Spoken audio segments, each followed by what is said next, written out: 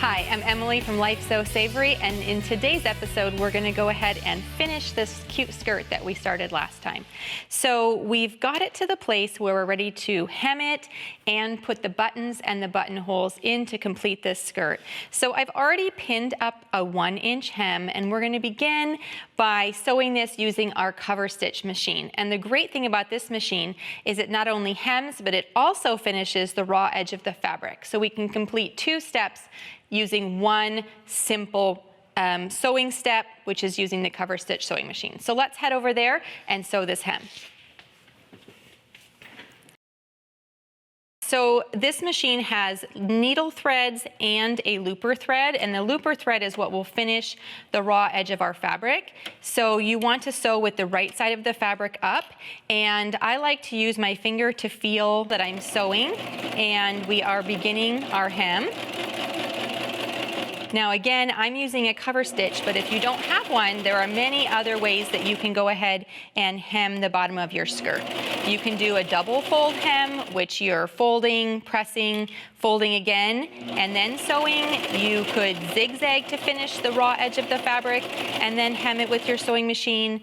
You could do a double fold where you fold and then sew and fold and sew again. So if you don't have a cover stitch, you absolutely do not need it to do any hemming, but I have it available, and I love the way that it's 2 steps in one, so I'm using it today.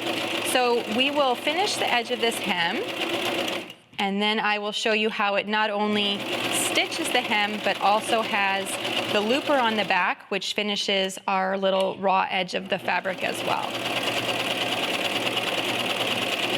And when you get to the end, you want to go ahead and sew all the way off, and then we'll finish those threads later. And I like to have a little bit of a tail so I can tie that off. All right, so on the back, we can see that it has sewn a looper thread over the raw edge of the fabric, and on the front, we have a double needle, which has given us a nice hem. All right, let's take a look at the button and the buttonholes. So now we're going to go ahead and add the buttons and the buttonholes. And I have never really liked buttonholes, but I've been challenging myself to practice and to get better at doing them. And it really is easier than I thought it was, and my past experience. So I'm going to show you today kind of some of the things that I've learned about making buttonholes and how easy it is, especially using this great sewing machine. So first we're going to do is we are going to attach a button using the sewing machine, and I'm going to demonstrate on this skirt that I have right here. So I've marked the button placement, and I will be showing you on the other one how I like to hack to mark my buttons, but for right now I have this one marked where I'm going to be sewing it, and we need to change to our button foot. So we have this foot here that we're going to put onto our machine.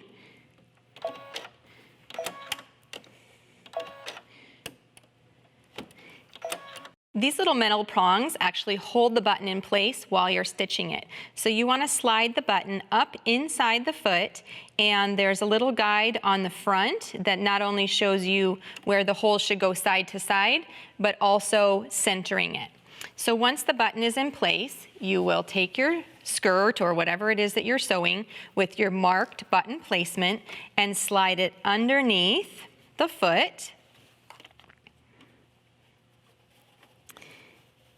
And then center your button again. And now what I like to do is I like to use the hand crank a couple of times to make sure the needle placement is not going to hit the button. So let's go ahead and turn that to make sure that our needle goes into both holes of the button and doesn't hit anything. And once we're sure that it's going to sew correctly, you can go ahead and use the foot pedal to finish sewing on the button.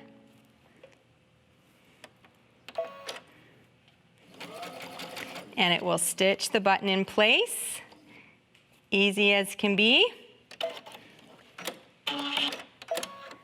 And then you can go ahead and take it off, and you have a button sewn on just that easy. So now let's talk about the buttonholes. On this skirt, we're going to sew several buttons, and so we need to mark our buttonholes. So take a measuring tape, and you will use this to determine first how many buttons you want to sew on, and then second, where you're going to create your buttonholes. So you can either mark the buttons or the buttonholes first, but since we already sewed the button on the other skirt, we are going to mark the buttonholes on this one. So I'm going to mark the bottom of where I want the buttonholes to be, and I'm going to start at the top because we need a buttonhole on the waistband. That's obviously the most important place where it needs to be closed. So I will open up this side where we're going to sew the buttonholes and put a mark at the bottom of where the buttonhole will be. And you can see the buttons I'm going to use. We want them to not be hanging off the edge of the skirt. So we're going to place our mark about a 1/2 inch or so in from the edge of the skirt. And I'm going to put one every 2 inches. So I've marked the bottom of 1. I'll mark on 3, 5, 7, and so on. And this is where we will start our buttonhole. And the machine will do the rest of the work, and I'm going to show you how easy that is, and then we'll be able to place our buttons in corresponding locations for those buttonholes. So let me just reinforce a little bit those markings, and then let's go sew a buttonhole using the sewing machine.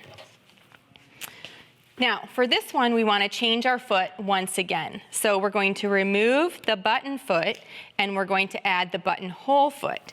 And to do this, you need a button, and it needs to be the button that you're actually going to be using on your skirt, because this foot will size the buttonhole correctly if you have the button that goes with it. So you place it in this top little part, and then you're going to squeeze it in nice and tight. You want to make sure it's firmly in place. And then we can go ahead and slide it into the machine, lower the foot to attach it, and then the other thing we're going to do is we're going to bring down this foot, and that will tell it when to start and stop for the buttonhole that we're going to be making.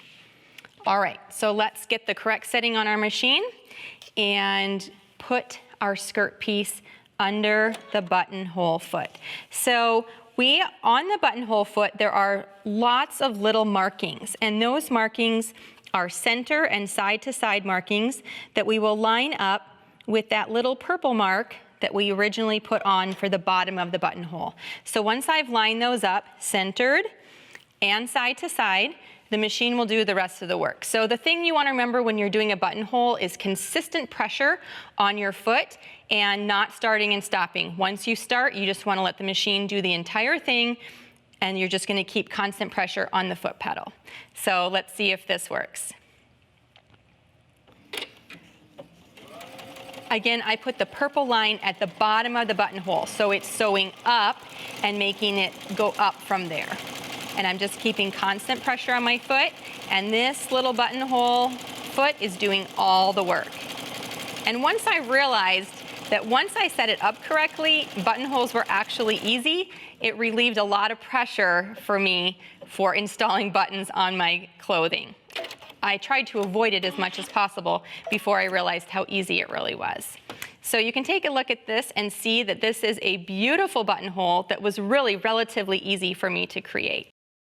All right, now we have our buttonhole, but I do want to show you real quick up close where the buttonhole guidelines go on that foot. So let me grab that real quick, and here we can show you up close. It was kind of hard to see when I was sewing, but if you can look closely, you can see there's these 3 red guidelines on the buttonhole foot. And when I have my fabric under the machine, you want your purple mark, or whatever color your mark is, to be lined up with those 3 markings. So I have my purple mark lined up with the center mark and with the 2 side-to-side markings. And from there, the button will sew up, across, and back down. So this is actually the bottom on our skirt of the buttonhole, and then the buttonhole foot will sew up, back, around, and down. And so this is just all the guidelines that you need to be able to line up with this and then create your buttonholes using this foot.